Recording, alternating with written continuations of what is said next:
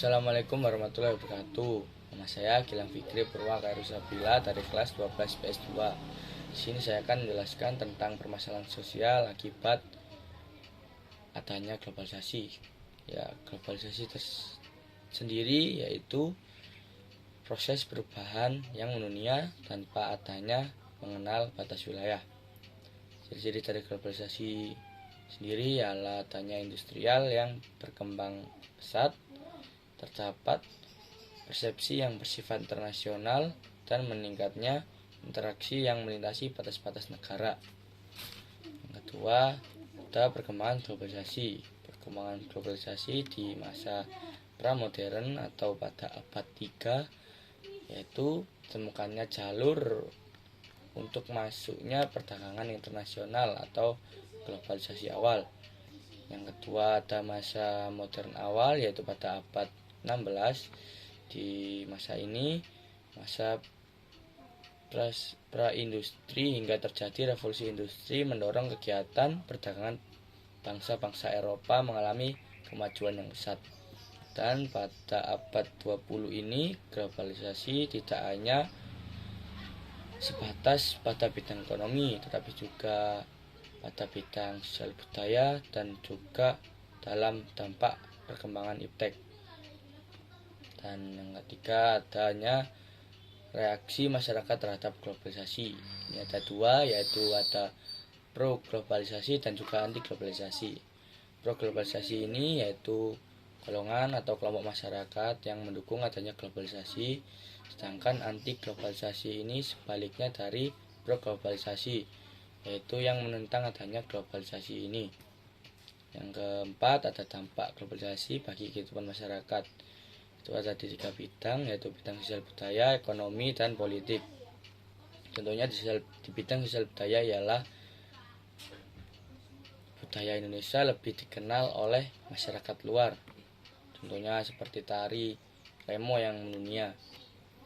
Kedua, di bidang ekonomi, terpenuhnya kebutuhan dalam negeri karena adanya perdagangan internasional yang terjadi.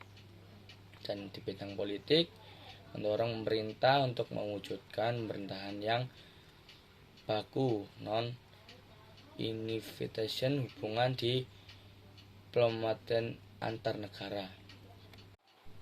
Lalu ada berbagai permasalahan sosial akibat pengaruh globalisasi ini. Yang ini dibagi dua, yaitu permasalahan sosial di tingkat lokal dan juga permasalahan sosial di tingkat global. Di tingkat lokal ini ada bidang ekonomi, yaitu perkembangan pasar modern yang begitu pesat dan bisa-bisa dapat menggeser posisi pasar tradisional karena barang yang dijual lebih beragam.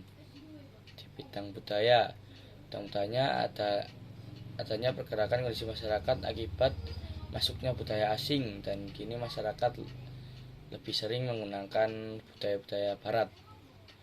Di bidang lingkungan dan juga ada bidang politik. Di permasalahan sosial di tingkat global adanya yang satu, ada budaya populer. Budaya populer itu masuknya budaya populer dari luar ke dalam negeri. Contohnya seperti komunitas anime Jepang yang ada di Indonesia saat ini yang diikuti dan digemari oleh banyak orang. Yang kedua, ada konsumenisme, kerusakan lingkungan, dan neokolonialisme. Kerusakan lingkungan ini, permasalahan pada kerusakan lingkungan ini muncul ketika manusia tidak dapat mengontrol aktivitas dan tidak bersikap bijak dalam memanfaatkan sumber daya alam yang ada. Karena itu lingkungan pun menjadi rusak dan tidak terurus.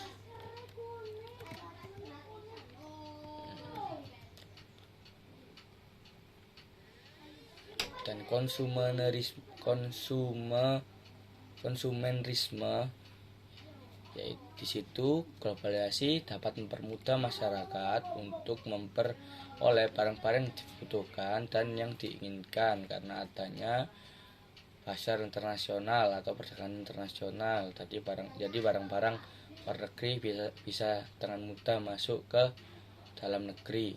Oleh karena itu dapat mempermudah masyarakat untuk memperoleh barang-barang yang dibutuhkan dan juga diinginkan. Yang terakhir, ada sikap kritis dalam menghadapi tantangan globalisasi.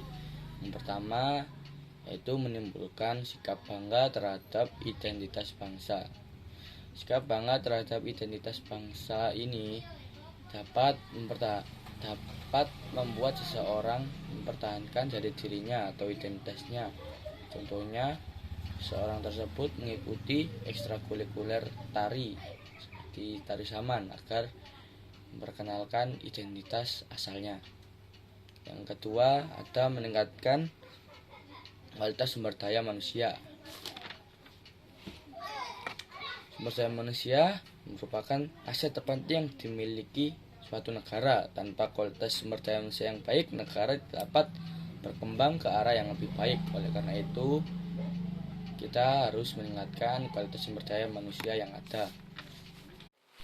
Yang ketiga, yaitu berpegang teguh pada norma-norma sosial.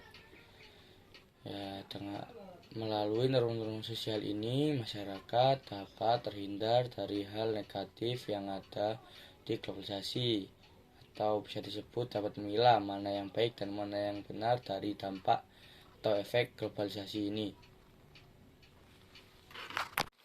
Yang terakhir adalah mewujudkan globalisasi. Tindakan globalisasi inilah yang perlu diterapkan oleh pengusaha atau produsen dari Indonesia untuk menghadapi globalisasi, dan masyarakat pun diharapkan dapat menyadari realitas perubahan sosial dan mampu mempertahankan nilai budaya lokal. Dan bangsa Indonesia juga bisa menerapkan globalisasi pada produk lokal agar lebih digemari dan dikenal oleh masyarakat dari dalam negeri maupun dari luar negeri. Menurut saya itu saja penjelasan dari saya. Sekian. Wassalamualaikum warahmatullahi wabarakatuh.